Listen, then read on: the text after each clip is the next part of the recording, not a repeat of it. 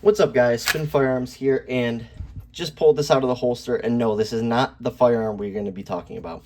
But let me clear it real quick, and then I'm going to make my point. Cleared and safety checked. Anyways, I got this Glock 27 used for $350. I've picked up so many used Glocks this year, it's crazy. And I have someone who's always watching my videos, and I have no problem with that. He also always comments on my videos. Once again, I have no problem with that. But he literally just comes over here to this channel to hate on the videos. And I don't get it. I think it's because I offended him by telling him that my SIG P365 has been unreliable through a video. And he clearly didn't like that because he likes SIG P365s.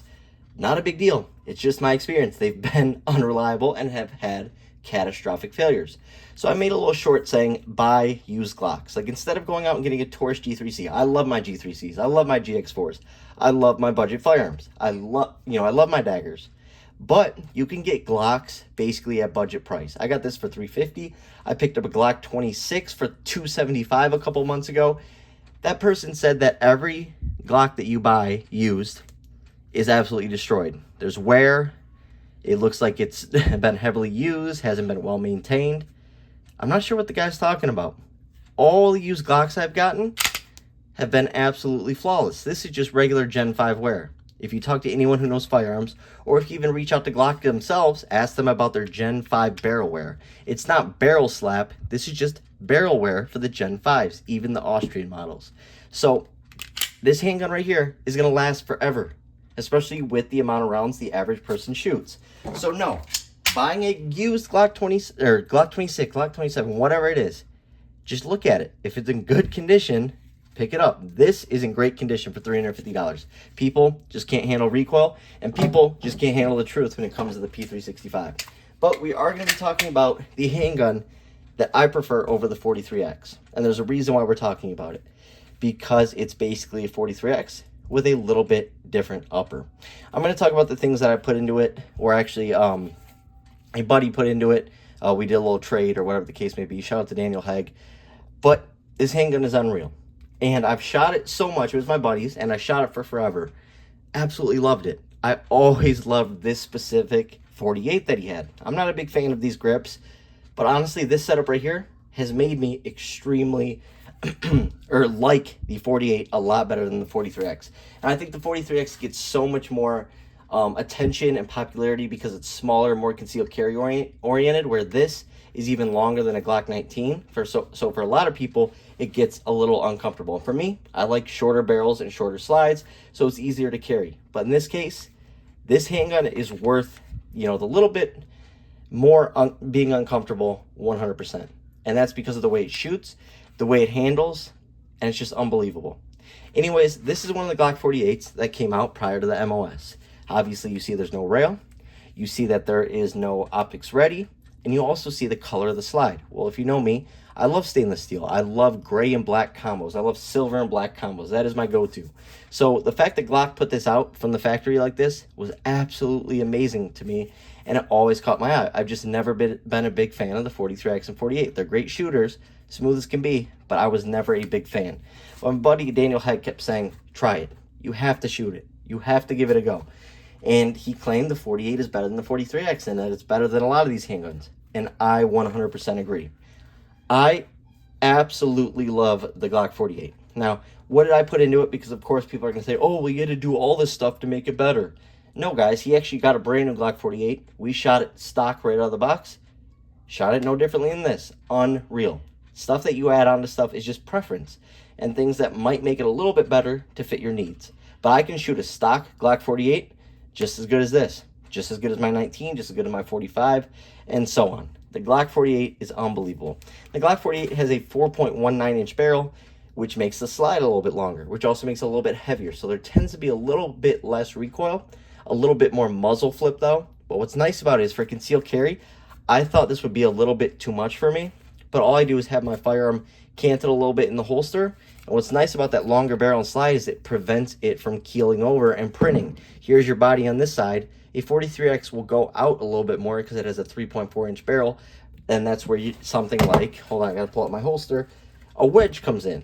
Whereas like something with a Glock 48, I actually run a 48 in a V2 holster, Code SPN for 10% off from Blacksmith Tactical. It's very similar to this holster with 2 discrete carry clips and a claw.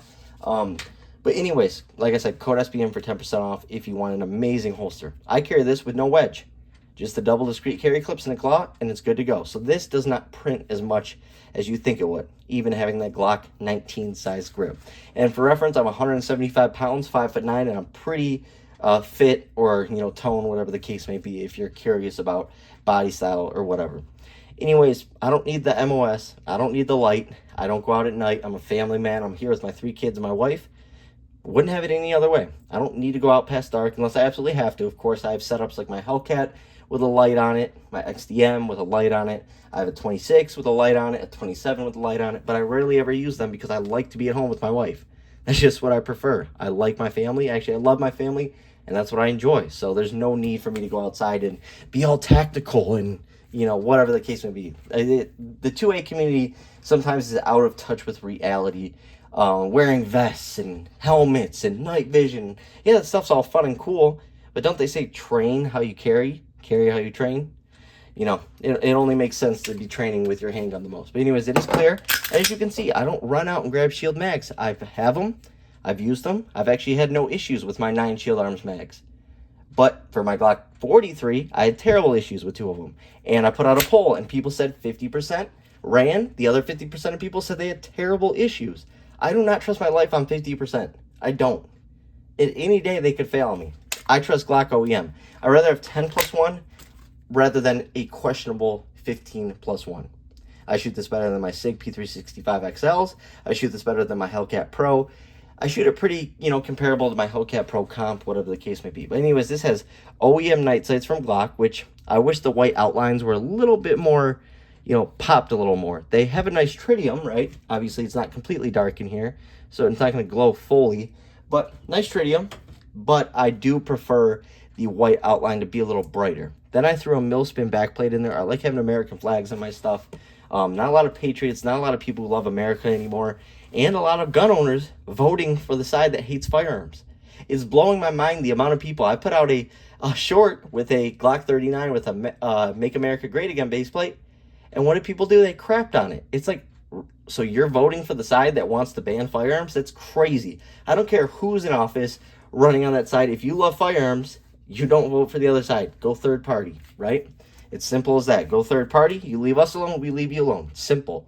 But do not vote for the other side who is going against firearms. That makes no sense. I actually worked with someone whose wife hates firearms and is on that side of things. I'm like, how do you own firearms or want to own firearms and vote? It blows my mind. But sorry, guys, it's a little rant.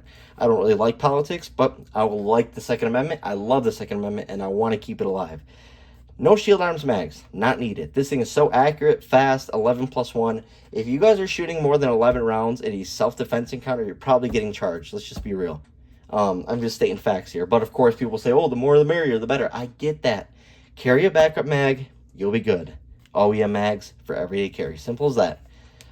Now, OEM night sights on there. These grips, I believe these are Talons. Maybe not, but they actually feel pretty good. They are the rubber. I don't prefer the rubber, but these, for some reason, a little broken in, a little worn in, feel really good. And that's one of the reasons I really like this Glock. It's worn in. It racks like butter. Everything is just smooth on this handgun. And that's because it's had its time at the range, right? And then last thing I did like about it was the Apex trigger. I love Apex triggers. They tend to not have issues. I have about 15 Apex triggers in my life. That means ones that I have, as well as firearms that other people have with Apex triggers. Never a single issue, never a single problem. If it's done right, installed correctly, lubricated properly, maintained, you're not going to have any issues. And this trigger pull is absolutely amazing. Then we'll get out of here. Ready? Crisp, clean, and the 43X, 48, 43, 42, and I don't know if I said regular 43. The slim lines in general have better triggers than any other Glocks. Then from there, it tends to be the Glock 29 and Glock 30 or the 10mm series and the 45 ACP. And then it's your regular double stacks. But the slim lines definitely have the best Glock triggers. So you don't need an Apex, but that thing feels so good on your finger. It just has a nice shape to it and shoots so smooth. The Glock 48, in my opinion, is better than the 43X. Now, I'm not crapping on your 43X. It's a personal preference thing. I like the 48 better. I see there's more benefits than negatives compared to the 43X, and so on. Hope you guys enjoyed the video. Thanks for watching.